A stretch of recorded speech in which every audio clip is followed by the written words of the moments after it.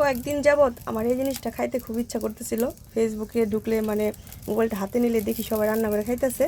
তো কিসমতে থাকলে কিন্তু এমনি এমনি আসে। তো আমার বাসায় কিন্তু এটার গাছ নাই। তো ভাবি এসে মানে আমারই ভাবি তো আমার যা, তো সে এসে আমাকে দিয়ে গেলো, একজনে পাঠাইছে। তো এটাই আজকে আমি রান্না করব, সাথে যে আলু নিছি। আর এটা আমি কী দিয়ে রান্না করব তো বলো তো? অনেকে চিংড়ি মাছ দিয়ে খায়, তো আমি আজকে 2 রকমের শুটকি মাছ দিয়ে রান্না করব।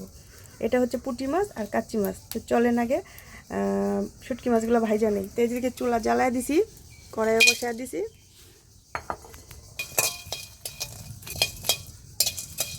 তো শুটকি মাছগুলো একটু ভাইজা নিতেছি। ভাজা হয়ে গেছে, এখন গরম পানি দিয়ে ভালো করে শুটকি মাছগুলো দিয়ে পরিষ্কার করে নিই।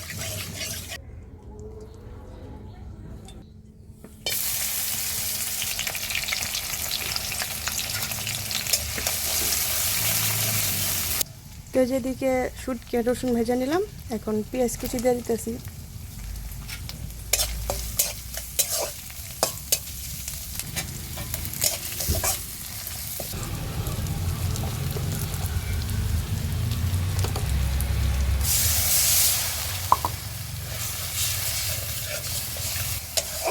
এই যে মশলা কষায় নিলাম।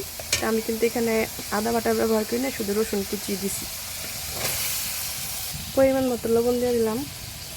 রোজা রমজানের দিন চাকা দেব না।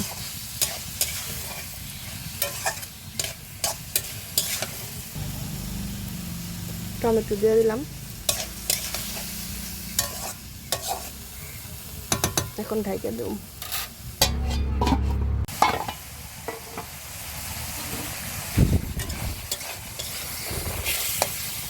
এই যে দেখো ভাজিটা হয়ে গেছে, এখন আমি নামায় নিব।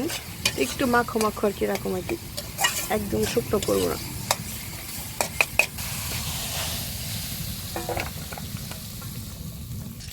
এই যে দেখো রান্না কমপ্লিট। তো আমি কিন্তু এভাবে ভাজি করি, কে কীভাবে ভাজি করা অবশ্যই কমেন্ট বক্সে বলে যাবা। আর এরকম মাটি চুলা রান্না করে এই যে এভাবে করে ঘরে নেওয়ার সময় বেড়ে নিয়ে যাই, তাহলে আর কালি ঘরে যায় না। ভিডিওটি কেমন লাগলো? ভালো লাগলে লাইক কমেন্ট শেয়ার করে দিও। আল্লাহ হাফেজ, রমাদান মোবারক।